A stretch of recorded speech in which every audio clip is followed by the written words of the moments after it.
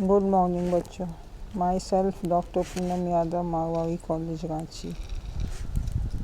इसके पहले की क्लास में मैं आप लोगों को जाति के बारे में बता चुकी हूँ। आज जाति और वर्ग में अंतर बताने जा रही हूँ। Distinguish between caste and class.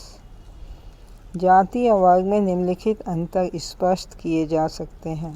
पहला, जाति प्रथा में असमानता जन्म पर आधारित है, वर्ग में नहीं। जाति प्रथा में मनुष्य जन्म से ही ऊंची या नीची स्थिति वाला हो जाता है। अगर कोई व्यक्ति ब्राह्मण परिवार में जन्म लेता है तो आजन्म ही उसकी सामाजिक स्थिति ऊंची रहेगी। शूद्र की स्थिति नीची है क्योंकि वह नीची स्थिति वाले परिवार में जन्मा है। परंतु वर्ग प्रथा में ऐसा कोई नियम नहीं होता। एक व्यक्ति अपनी योग्यता, कुशलता, धन आदि के घटने या बढ़ने के आधार पर किसी भी समय नीचे या ऊंचे वर्ग में आ जा सकता है। दूसरा, व्यक्तिगत विशेषताओं का महत्व वर्ग में है, जाति में नहीं।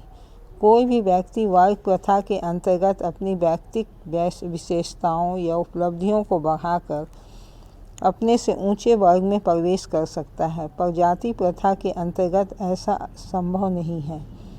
एक शूद्र हमेशा शूद्र ही रहेगा। धन या दूसरी कोई भी विशेषता उसे कभी भी ब्राह्मण नहीं बना सकती। तीसरा, जाति प्रथा में पेशा परंपरागत है, वर्ग में नहीं। जाति प्रथा में प्रत्येक जाति का अपना एक परंपरागत पेशा होता है।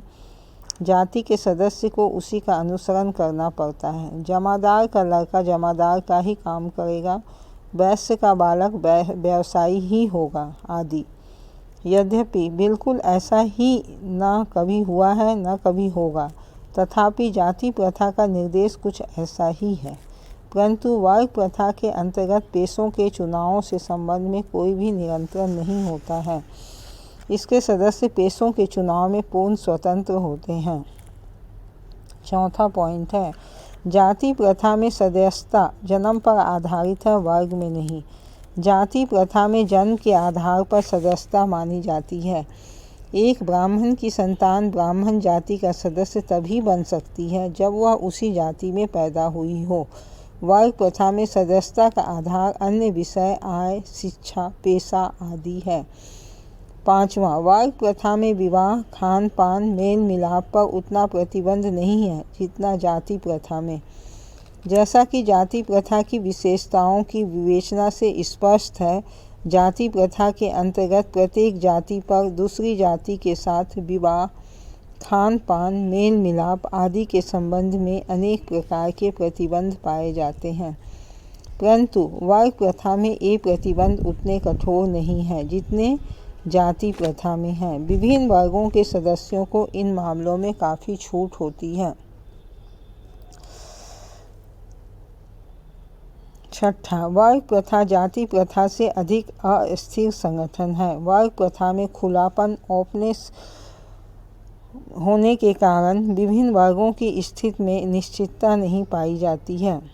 दूसरे शब्दों में यह भी कहा जाता है कि धन, पेशा, शिक्षा आदि जो वर्ग प्रथा का आधार है, स्वयं बहुत अनिश्चित होने के कारण वर्ग प्रथा में स्थिरता नहीं होती है। परंतु वर्ग प्रथा इतनी अस्थिर भी नहीं होती कि सामाजिक व्यवस्था की लड़ी ही टूट जाए। इसके विपरीत जाति प्रथा जन्म पर आधारित होती है, इस कारण इसकी सदस्यता बदली नहीं जा सकती। इससे जातीय संगठन में बहुत स्थिरता रहती है। जाति प्रथा में नियमों, प्रतिबंधों की कठोरता भी इस स्थिरता का एक अन्य प्रमुख कारण है। जाति प्रथा की उत्पत्ति। जाति प्रथा एक जटिल संस्था है। जाति प्रथा के गुण, मेरिट्स ऑफ कास्ट सिस्टम। जाति प्रथा हिंदू सामाजिक जीवन में अत्यधिक महत्वपूर्ण कार्य करती है। जाति प्रथा के कार्य निम्नलिखित हैं। पहला, सामाजिक स्थिति को निश्चित करना। जाति जन्म पर आधारित होती है। जाति जन्म से ही अपने सदस्य की सामाजिक स्थिति को निश्चित करती है, जिसे न संपत्ति, न दरिद्रता, न सफलता और न किसी प्रकार की विपदा ही हटा सकती है। जब तक कि वह जाति के किसी नियम को स्वयं नहीं तोड़ता है। संक्षेप में, एक बार ब्राह्मण या शूद्र के परिवार में जन्म लेने पर वह व्यक्ति आजीवन ब्राह्मण ही या शूद्र कहलाता है। दूसरा, व्यवसाय का निर्णय। प्रत्येक जाति के सदस्य का व्यवसाय जन्म से ही निश्चित हो जाता है और बचपन से ही उस व्यवसाय के पर्यावरण में पलने के कारण उसके विषय में उसे अच्छा ज्ञान हो जाता है। तीसरा, जीवन साथी का चुनाव। जाति का विवाह संबंधी कार्य भी अत्यंत महत्वपूर्ण है। जाति ही इस बात का निर्णय करती है कि एक व्यक्ति को किसी समूह में विवाह करना है, विवाह के संबंध में किन किन प्रतिबंधों का उसे पालन करना है इत्यादि। चौथा पॉइंट है व्यवहारों पर नियंत्रण। प्रत्येक जाति के अपने कुछ नियम और प्रतिबंध होते हैं। इन नियमों और प्रतिबंधों के द्वारा प्रत्येक जाति अपने सदस्यों के व्यवहारों को नियंत्रित करती है। इस संबंध में जाति का नियंत्रण व्यक्ति के जीवन से संबंध प्रायः सभी क्षेत्रों में होता है। पांचवा, सामाजिक सुरक्षा प्रदान करना। जाति प्रथा अपने सदस्यों के लिए सामाजिक सुरक्षा प्रदान करती है। सदस्यों के जीवन में किसी प्रकार की विपत्ति आने पर जातीय संगठन या जातीय पंचायत द्वारा उनकी सहायता की जाती है। वास्तविकता तो यह है कि जाति व्यवस्था व्यक्ति की सामाजिक सुरक्षा का प्रभावपूर्ण आधार रही है। छठा, रक्त की शुद्धता को बनाए रखना। जाति विवाह संबंधी विविध निषेधों के द्वारा जाति के रक्त की शुद्धता को बनाए रखने में सहायक होती है। यद्यपि रक्त की शुद्धता की धारणा का आज कोई वैज्ञानिक आधार नहीं है, फिर भी जाति के अपने दृष्टिकोण से भिन्न जातियों, विशेषकर नीचे की जातियों के साथ रक्त सम्मिश्रण से बचने के लिए जाति प्रथा एक उत्तम व्यवस्था है। सातवां पॉइंट है शिक्षा का आधार निश्चित करना। जाति व्यक्ति के, विशेषकर ग्रामीण व्यक्ति के शिक्षा के प्रति मनोभाव को निश्चित करती है। इस प्रकार ब्राह्मण की संतान की शिक्षा का आधार धर्म और वैश्यों की संतान की शिक्षा का आधार व्यवसाय होता है। आठवां, समाज में सरल श्रम विभाजन की व्यवस्था। हट्टन ने जाति प्रथा की एक उपयोगिता यह भी बताई है कि जाति प्रथा के कारण ही समाज के सभी कार्य, शिक्षा से लेकर सफाई तक, गृहस्थी के कार्य से लेकर सरकारी कार्य तक उचित प्रकार से चलते रहते हैं। प्रत्येक व्यक्ति जाति प्रथा द्वारा निर्धारित कार्यों को मन लगाकर करता रहता है।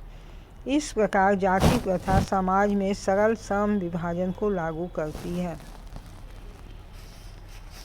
9वां पॉइंट है राजनीतिक स्थिरता बनाए रखना। सामाजिक दृष्टिकोण से जाति प्रथा का एक महत्वपूर्ण कार्य देश की राजनीतिक स्थिरता को बनाए रखना है। भारत पर विभिन्न समयों पर विभिन्न विदेशियों ने आक्रमण किए। मुसलमान और अंग्रेज इसके उत्तम उदाहरण हैं, लेकिन जाति प्रथा ने भारतीय और राजनीतिक संगठन को ही नहीं अपितु इसकी संस्कृति को नष्ट होने से बचाया है। 10वां, समाज के विकास और सुरक्षा में सहायक। जाति प्रथा ने हिंदू समाज के विकास और सुरक्षा में अत्यंत महत्वपूर्ण योगदान दिया है। सामाजिक दृष्टिकोण से हिंदू समाज के अंतर्गत विभिन्न समुदायों को एक सूत्र में बांधने का यह कार्य जाति प्रथा का सबसे महत्वपूर्ण कार्य है। 11वां, धार्मिक भावनाओं की सुरक्षा। व्यक्ति के धार्मिक जीवन पर जाति का प्रभाव हमें स्पष्ट रूप से दिखाई देता है। प्रत्येक जाति की अपनी धार्मिक विधियां होती हैं और प्रायः पृथक पृथक जातियों के पृथक पृथक देवता भी होते हैं। प्रत्येक जाति इनकी पूर्ण रक्षा करती है। इस प्रकार जाति प्रथा के उपयुक्त कार्यों या गुणों से स्पष्ट है कि जाति प्रथा ने हिंदू समाज के विकास और संरक्षण में अत्यधिक योगदान दिया है। आज का लेक्चर मैं यहीं समाप्त करती हूँ।